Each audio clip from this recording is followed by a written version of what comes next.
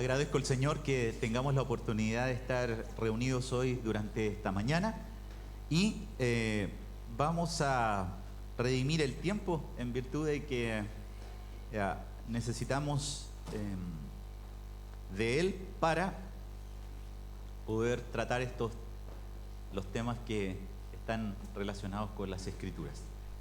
Gracias al Señor por la palabra de Dios. Gracias al Señor por darnos la oportunidad de tener este libro sagrado, de tener este libro santo, de tener un libro tan importante. Usted y yo a veces no apreciamos lo que significa tener un libro eterno, palabras eternas, palabras que no cambian, palabras riquísimas, puesto de que todo pasará.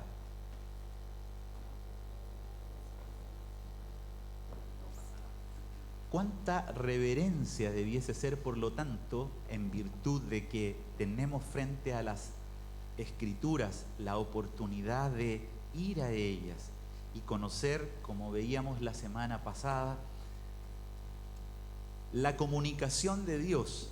Si a alguien en alguna oportunidad y en algún momento le gustaría saber qué Dios dice, qué Dios quiere, cómo Dios ha proyectado la vida del hombre, cómo Él quiere que nosotros podamos vivir,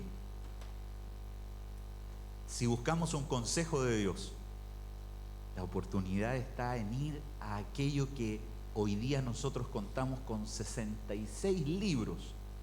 66 libros en donde a cada uno de los hombres que Dios usó fue para comunicar su verdad, su palabra, sus pensamientos. Usted recordará, como yo, frente a esta última frase que digo, porque mis pensamientos no son vuestros pensamientos, ni mis caminos sus caminos, porque mis pensamientos son mucho más altos. Y eso a nosotros nos permite comprender frente a cada situación que necesitamos que Dios pueda hablarnos para comprender cómo Él ve las cosas, cómo Él piensa y qué es lo que quiere de nosotros. El tema del día de hoy, para hablar a propósito de las Escrituras, está relacionado con la inerrancia. No sé si usted ha escuchado alguna vez este concepto, inerrancia. Inerrancia de las Escrituras. ¿Qué concepto más raro?, dirá uno, ¿no? A veces nuestro lenguaje es un poco limitado y por lo tanto no conocemos este concepto que lo vamos a abrir ahora y que está relacionado con la inerrancia de las Escrituras. ¿Qué significa inerrancia? Bueno, le voy a dar inmediatamente la definición. Inerrancia de la Biblia significa que los manuscritos originales no afirman nada que sea contrario a la verdad. Los manuscritos originales de las Escrituras no afirman nada que sea contrario a la verdad.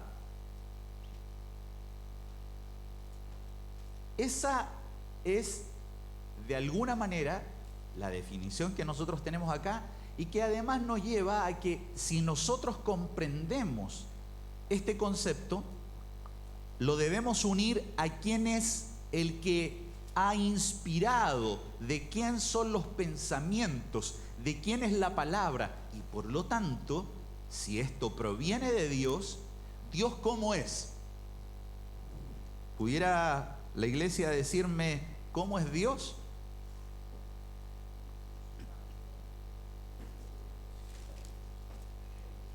Dígalo con fuerza, porque estamos hablando de nuestro Dios, entonces. Puro, justo, poderoso, amoroso. A mí me gustaría mucho que también incluyeran, a medida de que hemos estudiado todo el Antiguo Testamento, que Dios tiene una ira santa y que lo incluyan, ¿ya? No se olviden de que Dios se aira. Él es fuerte, Él es celoso. Y por lo tanto, tardo para la ira. Llegará la ira, pero es tardo para la ira. Grande en misericordia. A nosotros nos gusta esa parte. Grande en misericordia. Pero al comprender que nuestro Dios, dentro de ustedes lo que han dicho, Él es santo, Él es perfecto, Él es infinito, Él es eterno, Él es verdad. Y Jesús, siendo la imagen misma de la sustancia de Dios, declara en el libro de Juan, capítulo 14, versículo 6, palabras de Jesús: yo soy el camino y la verdad y la vida.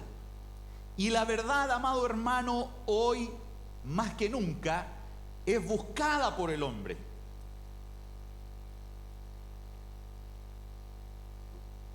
¿O no? Pilato hace una pregunta a Jesús: ¿qué es la verdad? Y Jesús no le responde, porque la verdad estaba frente a él.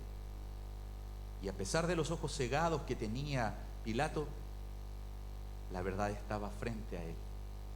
Muchos buscan la verdad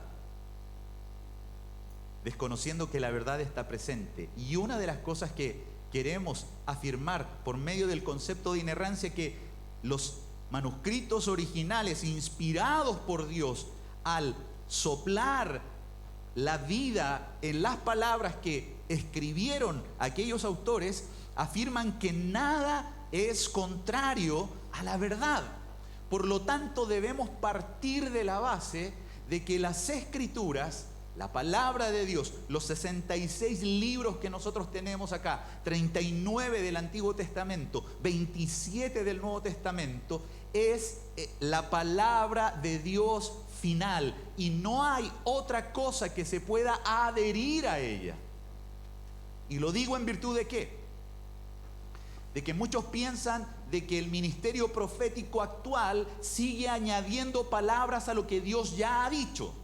Y en ese sentido, ustedes saben que en más de una oportunidad he advertido, porque lo debo hacer: sea cuidadoso. Yo tengo una impresión de que hay muchos hombres de buena intención y de buen corazón, y digo hombres genéricos, hombres y mujeres, que al necesitar conocer la voluntad de Dios, quieren siempre tener a alguien al quien consultar. Y así como en el mundo se consulta a veces a los tarotistas, al horóscopo y a algunas cosas para saber qué color me tengo que poner, qué cosas tengo que hacer, cómo tengo que hablar, cómo tengo que referirme, buscando algo en quien sustentarse y sujetarse, así muchas personas dentro de las iglesias han visto a los profetas como aquel a quien se deben acercar para saber y conocer la voluntad de Dios para su vida. Es decir, cómprese esto, no se lo compre, haga este negocio, no haga este negocio, cásese con ella, no se case con ella. Y en definitiva, se traspasa la voluntad de lo que Dios nos ha hecho a cada uno responsable a personas completas y absolutamente ajenas.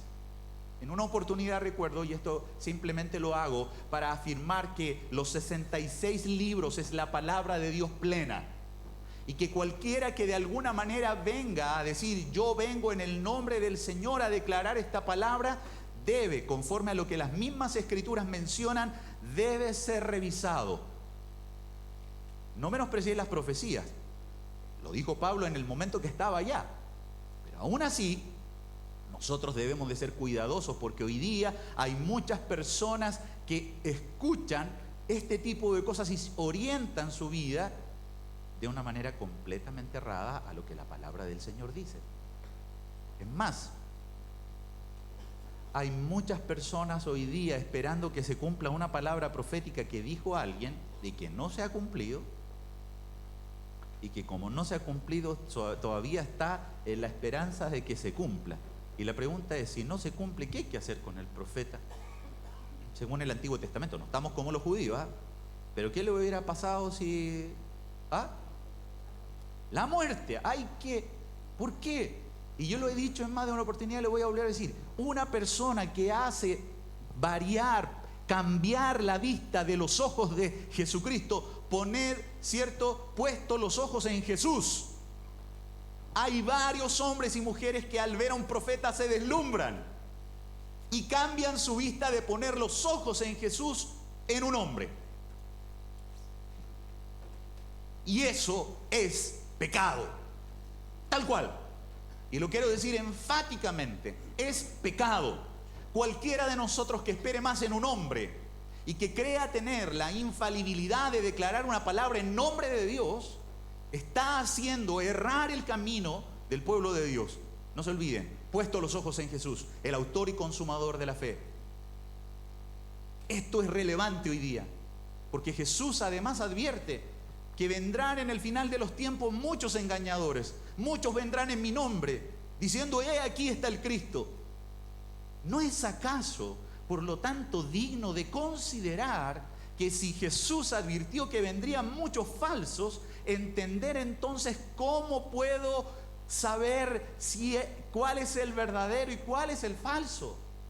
Y de ahí, en donde verdadero y falso, volvemos nuevamente acá, entendemos que la palabra de Dios, amados hermanos, en los autógrafos, en los escritos originales, no conducen a error, no conducen a nada que pueda alejarnos de la verdad de Dios.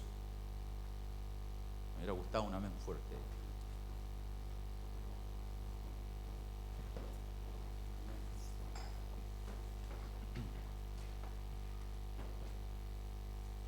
Hay conceptos, amados hermanos, muy errados respecto a la espiritualidad. Y uno piensa que viene a la iglesia y que después se va casi en los cielos, en una nube para la casa, cuando el culto estuvo bueno.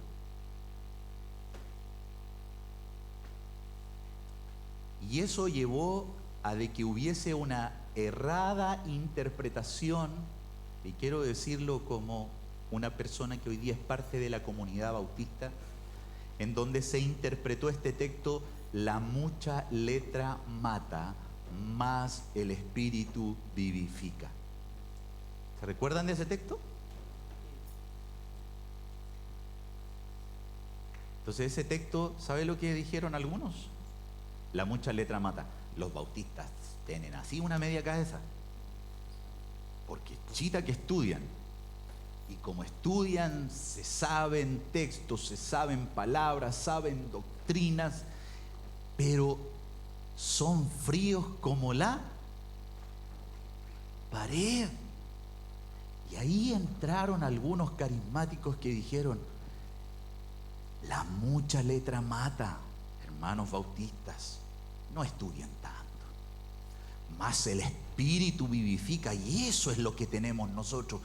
Mírennos a nosotros, decían las iglesias carismáticas, en donde hay lenguas, hay visiones, hay profecías, hay danzas, y hay.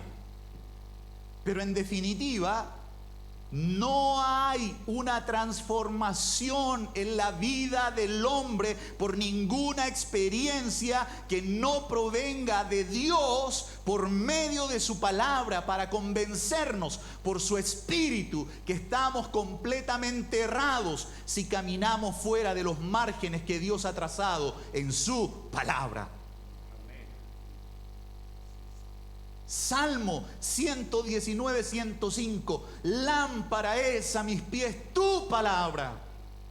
Amado hermano, en la Escritura nunca se menciona que un profeta sea luz. Nunca.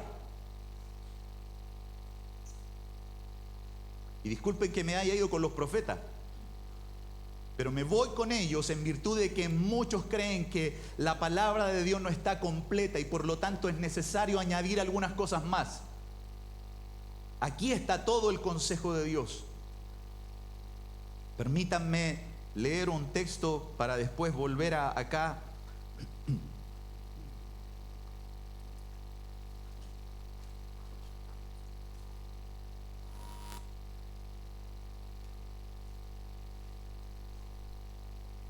Segunda de Pedro, en el capítulo 1, en el versículo 3, dice lo siguiente: como todas las cosas que pertenecen a la vida y a la piedad nos han sido dadas por su divino poder, mediante el conocimiento de aquel que nos llamó por su gloria y excelencia. Todas las cosas que pertenecen a la vida y a la piedad, amados hermanos, nos han sido dadas por Dios, pero para un conocimiento pleno, no para estar a medias. Y estas cosas, vida, piedad, es decir, de nuestra vida, como cada uno de nosotros la vivimos, y en nuestra fe hacia el Señor, necesitamos que entender de que está aquí, en la palabra de Dios. En la palabra de Dios. No hay otra cosa. No hay, amado hermano, nada que pueda justificarse que Dios condene. ¿Ok? Si Dios condena algo, ¿podré yo acaso justificarlo? ¿Podrá la asamblea tener más poder que la palabra? Bien. Entonces, vamos ahora a ver algunos textos. Si alguien tiene alguna duda, puede preguntar alguna cosa, ¿ok? Pero, para ir aprendiendo. Bien. Entonces, vamos a ir a la inerrancia. La Biblia enseña que Dios no puede mentir ni hablar falsedades. ¿Sí? Vamos al libro de Segunda de Samuel, capítulo 7, versículo 28. Segunda de Samuel, capítulo 7, versículo 28. Dice así: ahora pues, Jehová Dios, tú eres Dios y tus palabras son verdad. Tus palabras son verdad. Tito capítulo 1, versículo 2.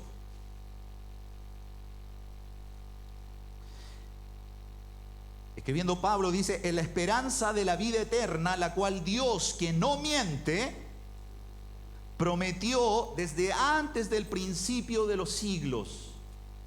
Las palabras de Dios son verdad, y Dios que no miente. Ese es nuestro Dios. ¿Ah?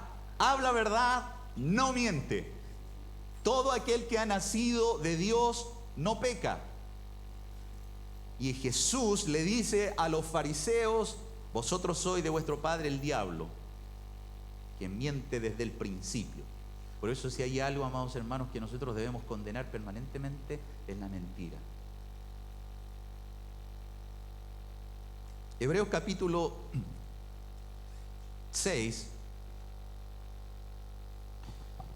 versículo 18 dice: para que por dos cosas inmutables. ¿Qué significa inmutable? A ver, ¿alguien sabe el concepto inmutable? Que no cambia, que no muta. Es decir, que no tiene una transformación. Dos cosas inmutables en las cuales es imposible. Qué impresionante que se pueda poner que es imposible. Es decir, no existe posibilidad. No existe. Cuando a veces se cuestiona a nuestro Dios como el creador del mal, es imposible que Dios haga cosas contra su naturaleza. Es imposible. Y por lo tanto aquí la palabra nos dice de que para que por dos cosas inmutables que no cambian durante solamente esta vida, no cambian, son inmutables, son eternas, en las cuales es imposible que Dios mienta. ¿Qué tenemos que hacer, por tanto, en virtud de esto?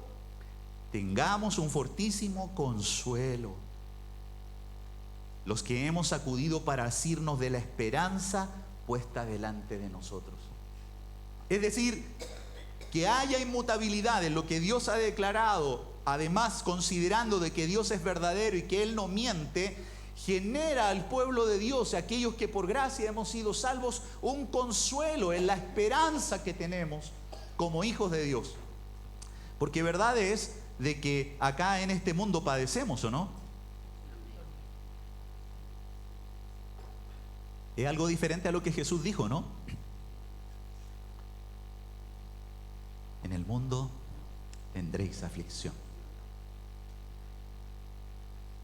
A veces por una y a veces es por otra cosa. Pero tendremos aflicción. Pero confiamos en Dios.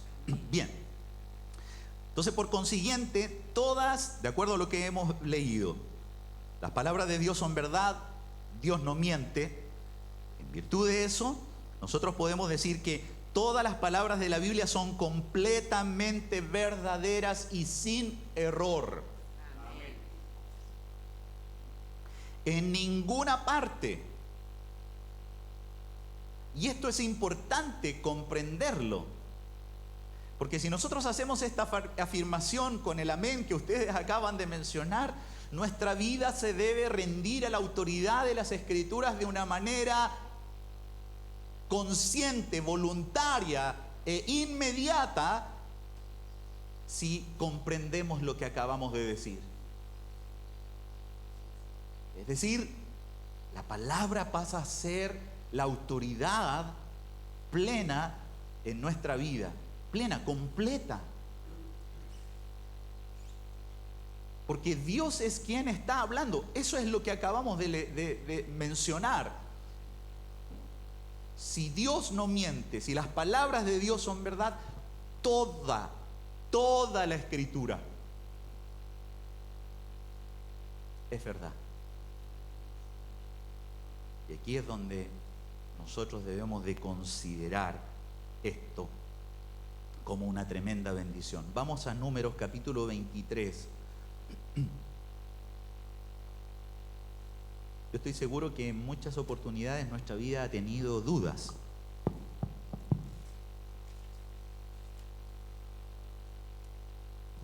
Frente a diferentes cosas, ¿verdad?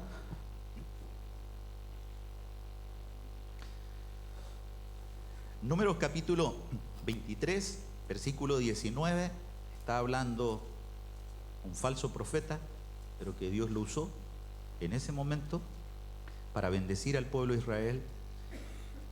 Y él declara en el versículo 19, Dios no es hombre para que mienta, ni hijo de hombre para que se arrepienta. ¿Para qué?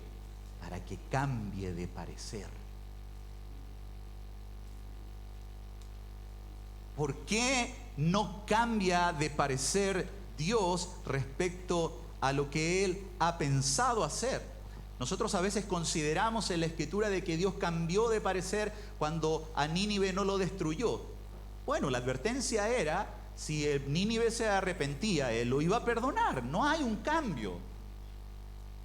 Jonás se enoja con Dios y dice, yo sabía que tú eres un Dios misericordioso y en virtud de eso me ibas a dejar en vergüenza, porque frente a que iba a ser destruida Nínive de aquí a 40 días, era justamente si no se arrepentía.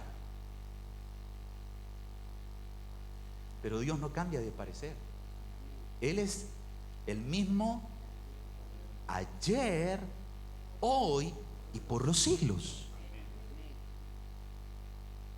Al comprender esto, amado hermano, qué bendición ha de considerar nuestra vida. Él no cambia. Si la salvación estuviera firmada en nosotros, cuán doloroso sería esto. Dios no miente, Dios no cambia. Salmos capítulo 12, versículo 6. ¿Ustedes están esperando que cambie arriba?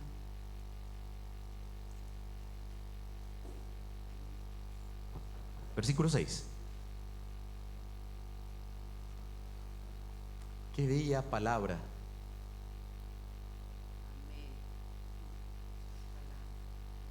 Las palabras de Jehová son palabras limpias. Limpias. Estoy pensando en el agua. Estoy pensando en el agua. Hay algo que a mí me gusta hacer, que es tomar agua del chorro. ¿Se acuerdan cuando en la escuela antes teníamos esas cositas que las apretábamos, damos la llave y tomábamos así? ¿Sí? ¿Se acuerdan? Bueno, a mí me gusta tomar así. Y a veces tomo así en algunos lugares, entre esos en mi casa. Pero a mi esposa no le gusta mucho que tome de la llave, porque el agua de nacimiento está, según algunos dicen, fuera de los parámetros de la norma. Voy a hablarlo así. ¿Ya? ¿Por qué voy a hablarlo así? Porque según la norma, hoy día nosotros tenemos agua para beber, es agua potable y por lo tanto la podemos beber. Pero miren el cuestionamiento que nosotros tenemos frente a la agua, que conforme a la ley se nos dice que está limpia y apta para poder ser usada, pero nosotros tenemos un concepto de que no está del todo limpia.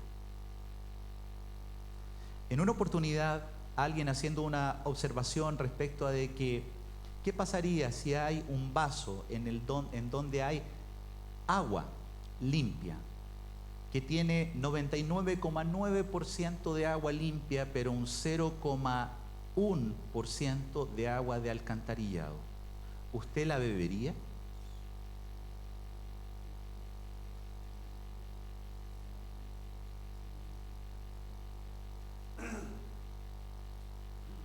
Mire lo que acabo de decir. Y miren la proporción para los matemáticos. Y vamos a sacar una enseñanza de eso. 99,9%. Estamos hablando de una cantidad inmensa frente a un 0,1%. Es decir, amado hermano, si ponemos el 99,9 en una balanza y un 0,1, le aseguro que el 99,9 tiene mucho más peso que un 0,1 si lo ponemos en gramos. Pero cada uno de ustedes conscientemente ha dicho que no beberían agua que tiene ese contenido, aunque es pequeño, porque saben las consecuencias. Y aquí permítanme sacar el celo.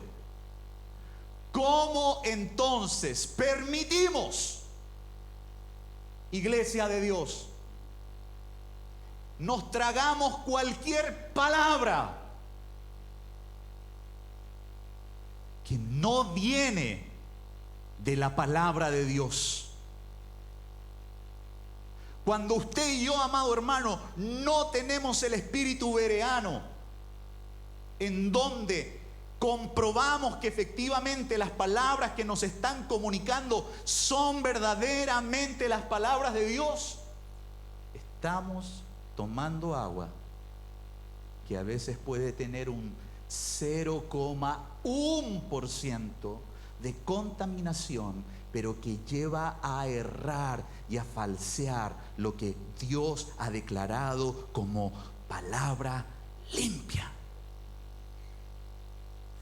Si hay algo, amados hermanos, que hoy día afecta a la iglesia y por lo cual muchas falsas doctrinas han entrado, y hay pensamientos que aún de hombres y mujeres de años en medio de la iglesia se mantienen, es a causa de la ignorancia de la palabra de Dios y de simplemente recordar lo que dijo tal hermano, tal pastor, tal hermana, tal hermano, y nos recordamos como que eso fuera la palabra de Dios superior a la palabra que Él nos ha entregado.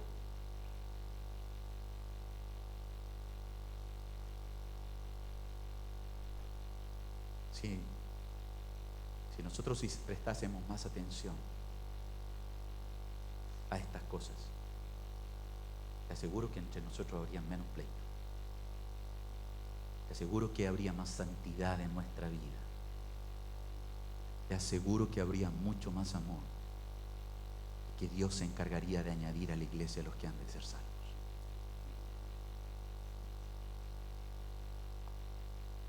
Para nuevamente hablar respecto a lo mismo,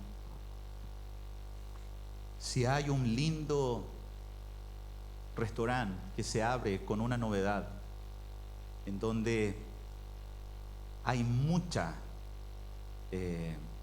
marketing para poder mostrar que allí hay platos ricos y todo lo demás. Pero después de que todas las personas salen intoxicadas, ¿usted llevaría a su familia? Una de las recomendaciones que más se hace hoy día, amados hermanos, de hombres que temen al Señor: lleva a tu familia a una iglesia donde se predique la palabra de Dios. Yo no vengo a la iglesia bautista porque es la más cerca de mi casa, porque el pastor me gana nomás. Y andamos, sí, ni Alejandro ni Darío me gana. Pero hay algo, amados hermanos, que nosotros debemos de guardar en IBN: predicar la palabra de Dios. Y tal como lo hemos advertido en más de una oportunidad, si alguno de nosotros nos desviamos de la palabra, adviértanos. No es eso. Porque, amados hermanos, nosotros predicamos de parte de Dios. Como de parte de Dios y delante de Dios les hablamos la palabra de Él. Y mire cómo son las palabras de Jehová: son palabras limpias. Por lo tanto, esas palabras van a venir a limpiar también nuestra vida, como plata refinada en horno de tierra, purificada 7 veces. ¿Usted le ha pasado, dueña de casa, que ha lavado algo y le ha quedado más o menos? Ya tiene olor a detergente, tiene suavizante, ¿qué? ¿La voy a lavar de nuevo? No, démosle así nomás.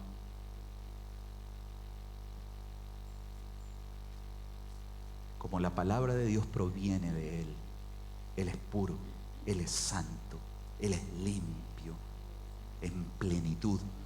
Usted ha visto, amados hermanos, cómo se muestran las descripciones de Dios cuando, por ejemplo, Ezequiel ve la gloria de Dios, o cuando se vio la gloria de Dios en el Sinaí, o como se vio la gloria de Dios Juan en la isla de Patmos: brillante, resplandeciente. Eso es lo que es la palabra también. ¿Cómo entonces no confiar en ella? Salmo 119, 89, por favor.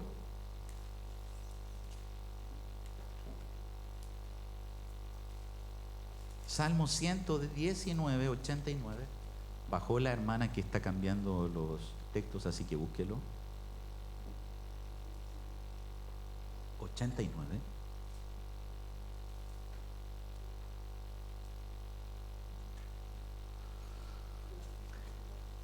Estamos viendo que la palabra es verdad, que la palabra es limpia.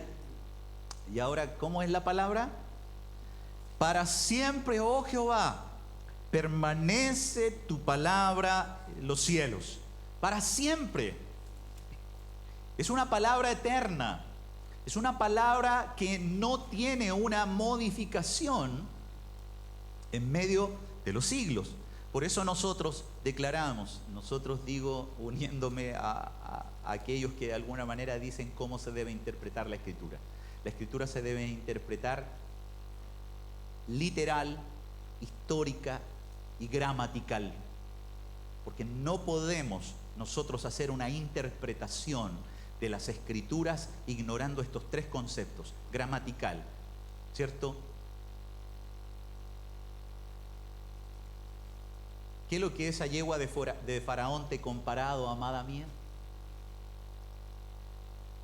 Entonces, cuando nos enseñaban a propósito de lo poético de esa frase, quizás a ninguna de las esposas nuestras hoy día le gustaría oír: a yegua de Faraón te comparado, ¿verdad? Pero es una figura para poder expresar quién tenía los mejores caballos. Faraón, lo mejor. Y dice: a yegua de Faraón. Y tenemos que entender esa figura literaria. Tenemos que también entender la historia Por eso, amados hermanos, hay cosas que del antiguo pacto no aplican para nosotros. Fiestas, lunas nuevas, porque en el libro de Colosenses nosotros vemos la corrección que el apóstol Pablo, inspirado por el Espíritu Santo, guiado por el Espíritu Santo, le dice a los colosenses: si les quieren poner algo adicional para ustedes caer en gracia delante de Dios, están equivocados. Por eso nosotros no celebramos algunas cosas. ¿Qué es lo que Jesús dijo que, por ejemplo, teníamos que recordar? La cena. Y la cena del Señor, ¿qué es lo que anunciamos allí? La muerte del Señor anunciáis hasta que Él venga.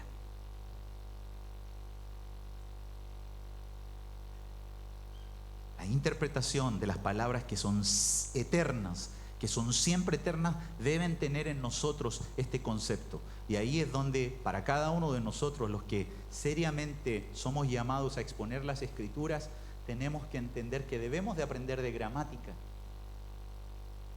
que debemos de aprender de literatura, de lo que está escrito, de literatura también, pero de lo literal que la palabra allí dice, de también lo que menciona históricamente. Debemos comprenderlo, son cosas importantes y necesarias. Vamos al versículo 96 del mismo capítulo 119. A toda perfección he visto fin, amplio, sobremanera es tu mandamiento. Es decir, su palabra. Salmo 119, 96. Amplio.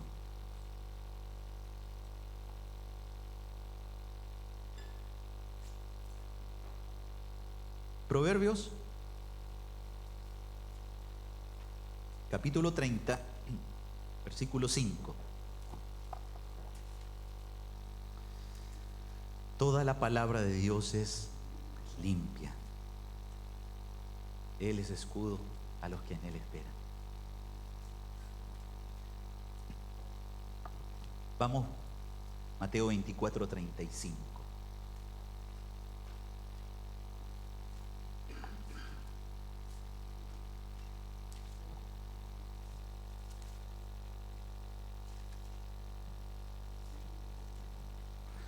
El cielo y la tierra pasarán, pero mis palabras no pasarán.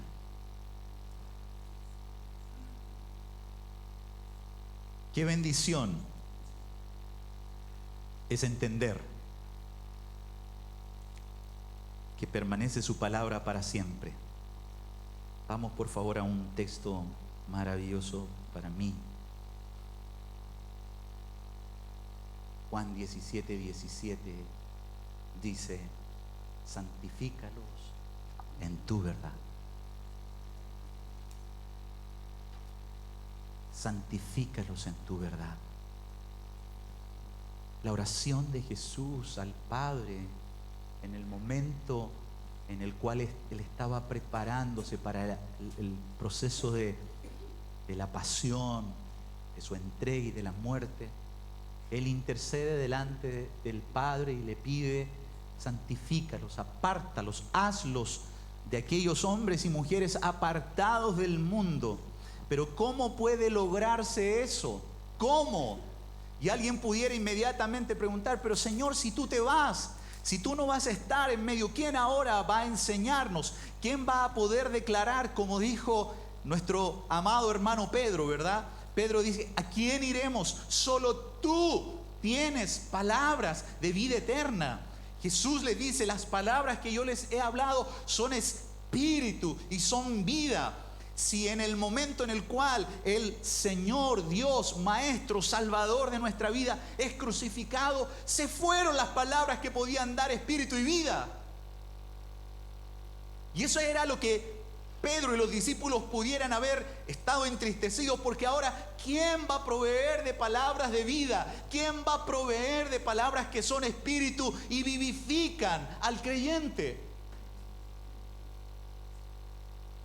Jesús, acabamos de leer que mis palabras no pasarán, pero a la vez ahora dice que la única manera en la cual el creyente puede también participar del proceso de santificación,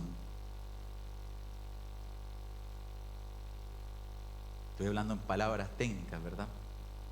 Pero cuando el creyente puede participar en vivir más la vida de Cristo, vivir más como Cristo, la única manera que se puede hacer es por medio de la palabra, como un medio que Dios utiliza para transformar nuestra vida.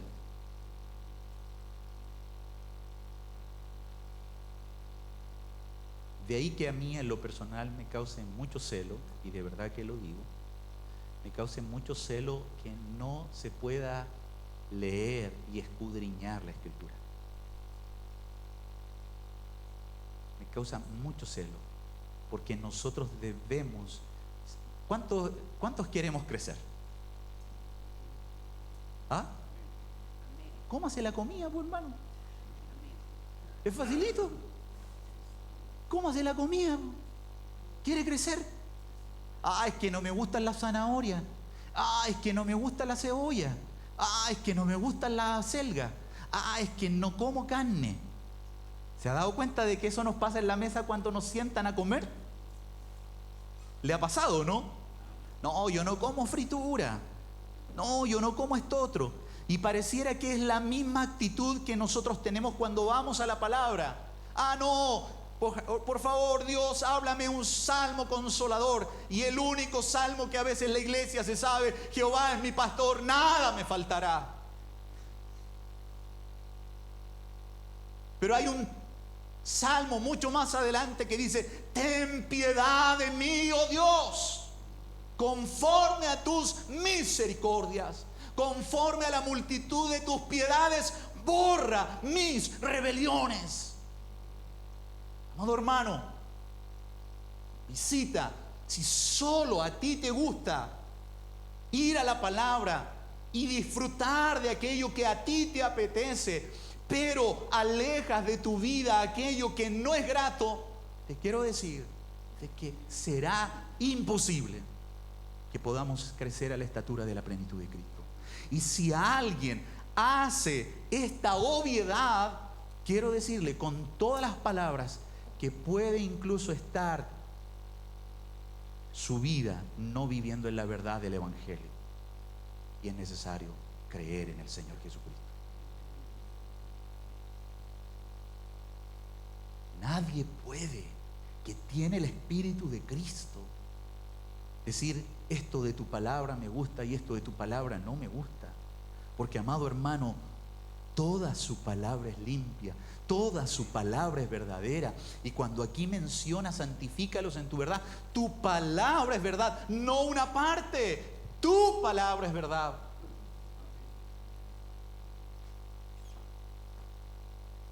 Por eso es que ahí no tememos cuando tomamos decisiones conforme a lo que las mismas escrituras a nosotros nos van diciendo.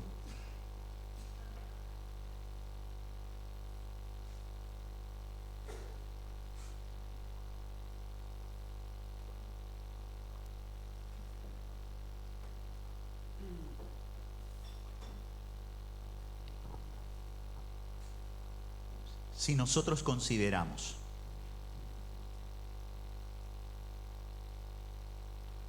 la palabra de Dios, a todo esto la Reina Valera 1960 está aquí la palabra del Señor. Usted puede tener la Biblia textual, la NTV, Janito le puede vender otras Biblias por ahí. Aquí está la palabra de Dios. Y esta palabra de Dios, amados hermanos, es tan importante comprender y por eso lo dije al inicio, que los manuscritos originales que hoy día no los tenemos fueron aquellos que carecen completa y absolutamente de error. Nosotros creemos, y espero que usted también lo crea, que Dios inspiró a esos autores y los guió para que se evitara cualquier error. Pero hay algunos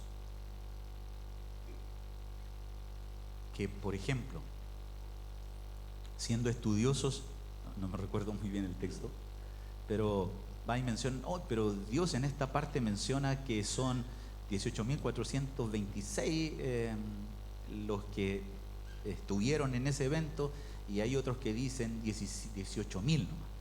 ¿Cuál es el número correcto? Aquí hay algo que no está bien. ¿Y cómo enseñaron de que no había error?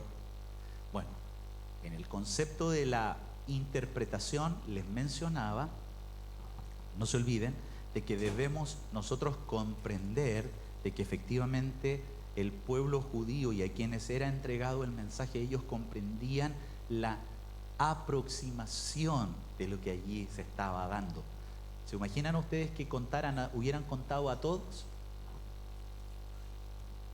Nosotros enseñamos que hay un título en uno de los relatos de Jesús de la alimentación de los...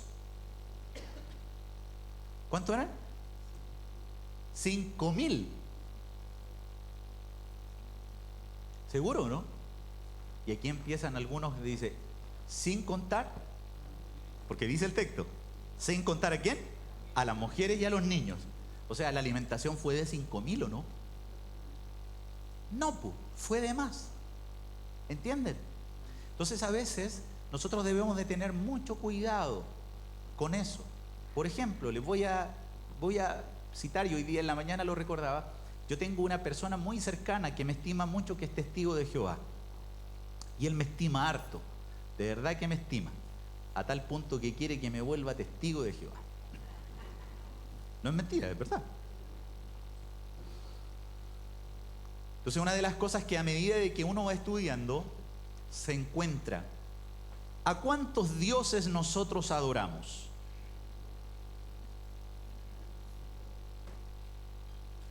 ¿A cuántos dioses adoramos? Nosotros somos monoteístas o politeístas según la clasificación. Hay un solo Dios, porque hay un solo Dios. Amén. Deuteronomio capítulo 6, versículo 4, ¿qué nos dice? Oye, oh Israel, el Señor tu Dios, el Señor es uno.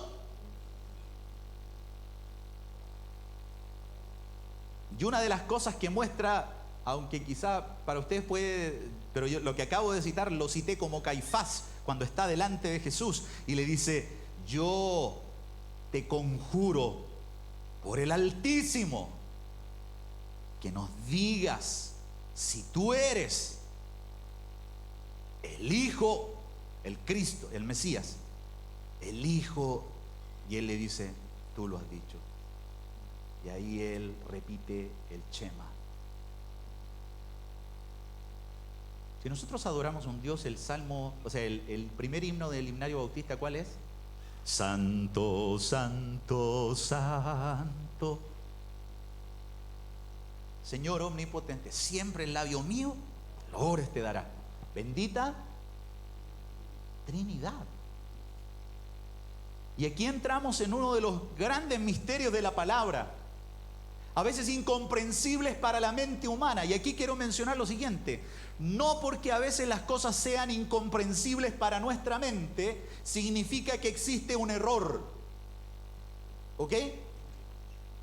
Y esto es relevante, puesto de que muchos de nosotros, en virtud de no entender las Escrituras, somos llevados a poder señalar en alguna ocasión de que puede existir un error. ¿A cuántos dioses adoramos? A uno solo. Este Dios está manifestado en tres personas: el Padre, el Hijo y el Espíritu Santo. ¿Amén? Amén. Y en Génesis, ¿dónde está la Trinidad? ¿Está o no? ¿Dónde? estudiamos Génesis ya, pues entonces vamos a hacer un par de clases, pues, ¿no? Vamos a hacer una evaluación ahí de las clases. A ver, ¿está Dios ahí o no? ¿Y se manifiesta? Bueno, ¿sabe qué? Nosotros podemos deducir, en virtud que conocemos el Nuevo Testamento, que en el principio estaba Dios manifestado en el Hijo eterno, en el Espíritu y en Dios como Padre, y que existen eternamente y son de la misma sustancia. Pero un buen profesor anciano dice que la Trinidad es una revelación progresiva de Dios, que no la entendemos en el principio creó Dios los cielos y la tierra, y no la entendemos sino hasta que llegamos al Nuevo Testamento, porque vemos la progresión en que Dios se manifiesta por medio de su Hijo Jesucristo, y Jesucristo va y después les dice: yo me voy, les conviene que yo, pero enviaré al... Y vemos esta obra progresiva en la Escritura, de revelación para nosotros. Eso significa que el Hijo solamente apareció en el Nuevo Testamento y antes no estaba. ¿Se dan cuenta? Entonces, ¿por qué insistimos en la lectura de la palabra? ¿Por qué insistimos además en el estudio de la palabra? ¿Por qué insistimos en la escuela bíblica? ¿Por qué anhelaríamos que ojalá llegaran más a estudiar la palabra? Porque al comprender la verdad, al tener los testimonios limpios y eternos de Dios, nuestra vida va siendo santificada y nos vamos volviendo más a nuestro Dios, que es, creo, el anhelo de cada uno.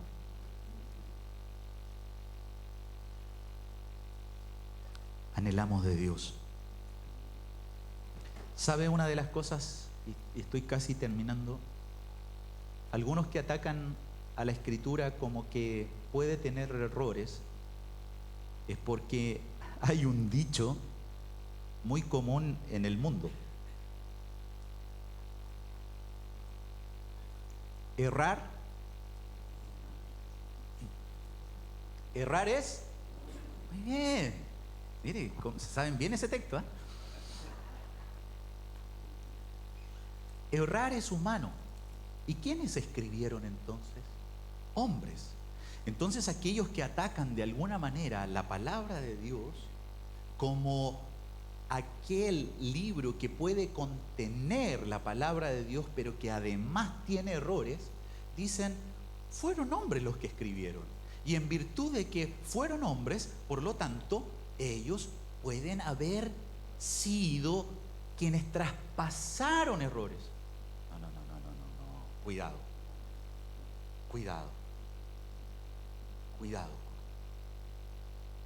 La inspiración de Dios por medio de su Espíritu guió, orientó, pero además supervisó que esa palabra fuera la que Dios había dicho. Porque además, amados hermanos, nos encontramos con aquellas advertencias que aquel que añadiere o aquel que quitare. Nos encontramos en el libro de Apocalipsis. ¿Qué pasaría? Aquel que añadiere, todas las plagas en este libro serían para él, y el que quitare,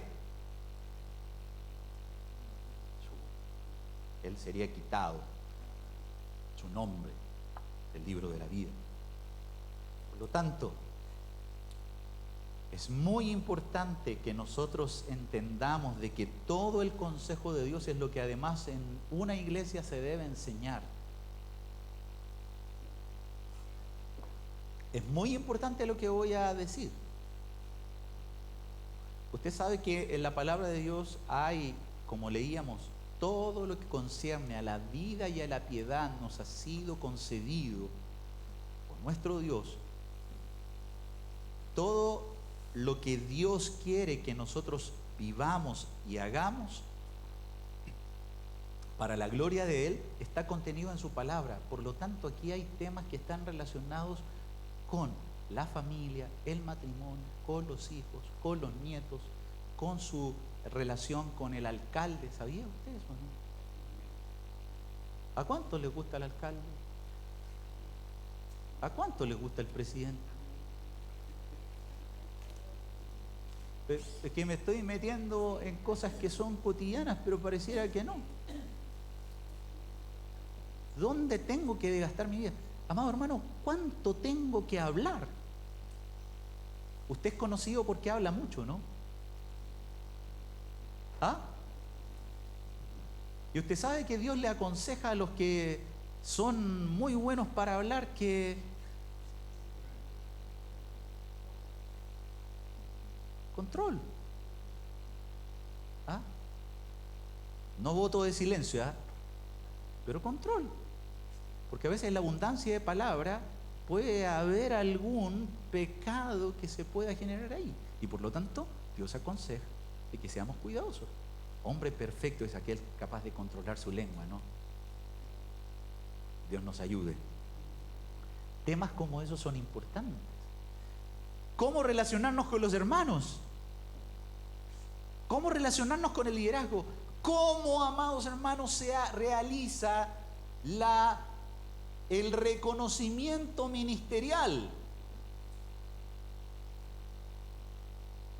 Pastor Dionisio, como tiene 2 hijos, él está pensando hoy día, es un ejemplo nomás, en que Joaquín será el futuro pastor de la Iglesia Bautista de Nacimiento. ¿Por qué? Porque cada uno de los sacerdotes heredaron por su línea, ¿verdad?, el hecho del servicio al Señor. Pregunta, ¿eso está vigente hoy?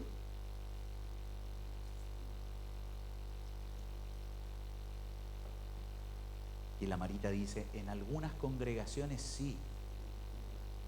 La pregunta es, ¿esa es la verdad? Si el hijo del pastor no tiene ni una gracia conforme a lo que dice Primera de Timoteo capítulo 3, el que anhela obispado buena cosa desea, pero el tal debe ser irreprensible, esposo de una sola mujer, que gobierne bien su casa, que tenga a sus hijos en sujeción, sobrio, prudente, decoroso, de buen testimonio de los de afuera, para que no caiga, y no un neófito, para que no caiga el lazo del diablo y caiga en vanagloria, ¿verdad? Por lo tanto, en la palabra de Dios, amados hermanos, tenemos todo contenido, y por lo tanto, si la iglesia conoce la verdad de Dios, va a tener la posibilidad de caminar conforme a lo que Dios dice, y vamos a poder defender la palabra. Quiero concluir.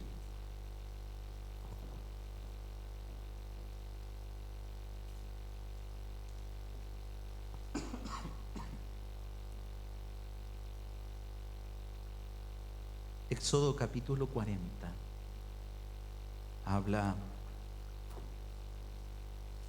que y Moisés hizo conforme a todo lo que Jehová le mandó, así lo hizo. Qué bellas palabras. Moisés, conforme a todo lo que Jehová le mandó, así lo hizo. Y alguien pudiera salir de aquí y decir, no, pero es que no obedeció Moisés cuando golpeó la roca. Tienen toda la razón, pero ¿sabe a qué se refiere el texto? A la construcción del tabernáculo. Y la palabra describe de que Moisés hizo todo conforme a lo que Jehová Dios le había mandado. Terminemos leyendo, por favor,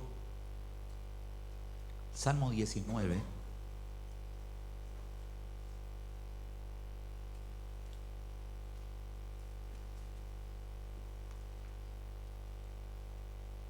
desde el versículo 7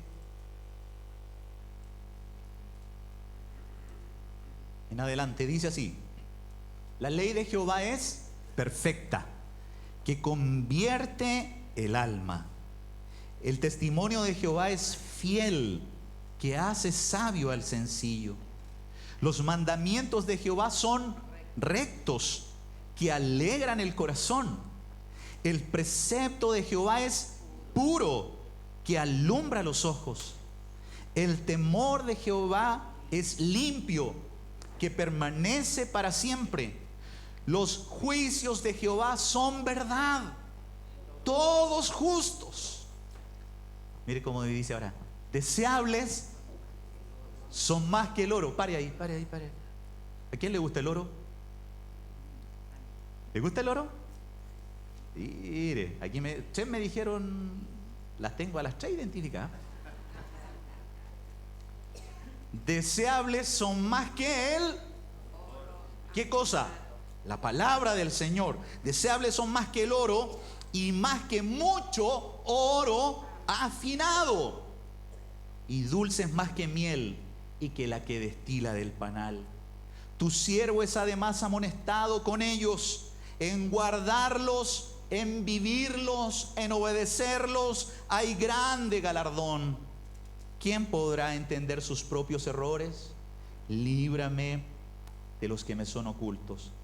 Preserva también a tu siervo de las soberbias, que no se enseñoreen de mí. Entonces seré íntegro y estaré limpio de gran rebelión. Sean gratos los dichos de mi boca y la meditación de mi corazón delante de ti, oh Jehová, roca mía y redentor mío. Padre, que cada uno de nosotros reconozcamos la pureza, lo limpio, lo justo, lo recto, lo eterno del testimonio que tú has dejado en tu palabra.